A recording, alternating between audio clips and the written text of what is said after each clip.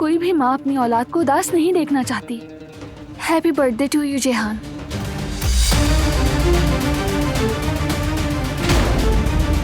किसने इजाजत दी है तुम्हें ये सब करने की? तुम चाहे जितनी भी कोशिश कर लो, तुम में ये सब बदलने की ताकत नहीं। समझ में आई मेरी बात? मेरी नीयत तकलीफ पहुंचाने की नहीं थी। ऊपर जाओ।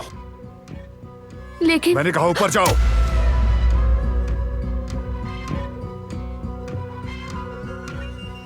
जाओ।